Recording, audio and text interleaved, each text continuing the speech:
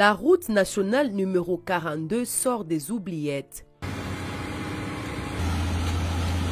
Savez-vous que la route qui va de lac Mukamba au Kasaï central à Lusambo, chef-lieu de la province du Sankuru, fait partie des routes nationales de la République démocratique du Congo? Eh oui, de la localité Kadimadiba, en perpendiculaire avec la route de Mbujimai-Kananga, direction ville de Lusambo, c'est la route nationale numéro 42. Un tronçon long de 128 km qui a toujours ressemblé à un sentier, mais d'une importance indicible au regard de l'ampleur du trafic qu'il endosse. Mais relégué au calende grec. Déconsidéré par les régimes politiques qui se sont succédés au Congo de Lumumba.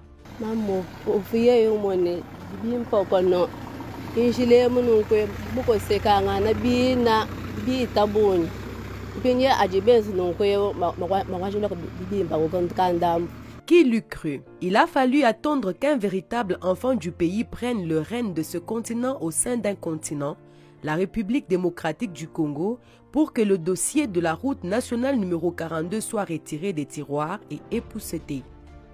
En effet, cet axe fait partie du réseau prioritaire avec lequel compter pour atteindre l'intégration du territoire national, quatrième engagement du programme d'action du deuxième mandat du président de la République et chef de l'État.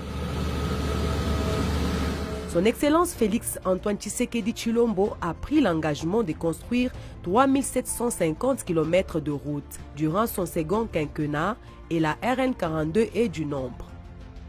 On cogite, on ergote, on planifie depuis fin 2024. Et aujourd'hui, c'est tout un projet bien ficelé que l'on a en face.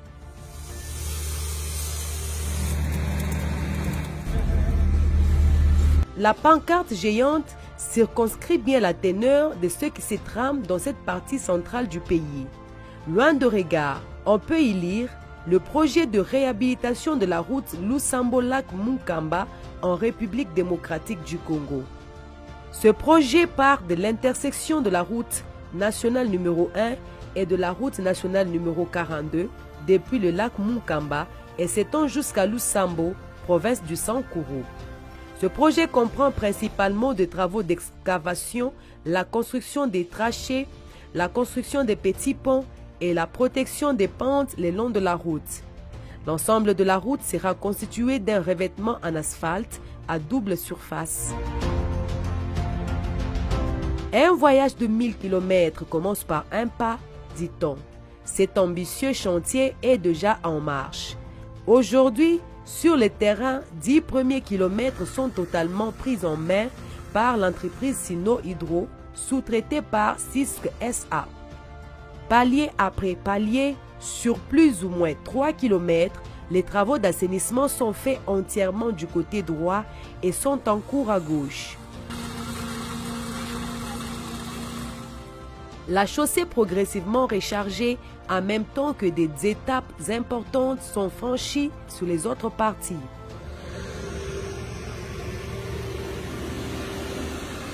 Une assurance pour les usagers, c'est que les travaux ne vont en rien influer sur l'exploitation de la route. Si impact y aura, ce sera plutôt l'amélioration de la fluidité de la circulation. Nous apprécions ce qui est en train de se faire et souhaitons que ça arrive au bout, au lieu que ça reste inachevé. De manière concomitante, à l'image de ce qui se fait sur la route Kananga-Kalamba-Mbuji, une brigade va s'occuper d'assurer la praticabilité sur toute la longueur, soit les 128 km retenus. Pendant que les équipes d'architectes progressent au rythme normal avec la construction d'une chaussée aux standards internationaux.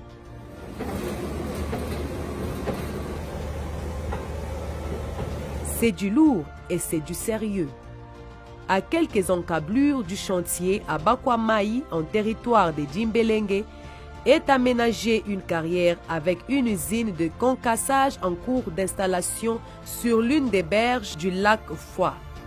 Un dispositif nécessaire à la livraison en temps record des matériaux appropriés pour la fixation des différents ouvrages. alors que l'ACGT, Agence congolaise des grands travaux, veille au grain que chaque partie prenante joue sa partition pour le succès de ce projet réalisé dans le cadre du programme sino-congolais et qui porte les espoirs de tout un peuple.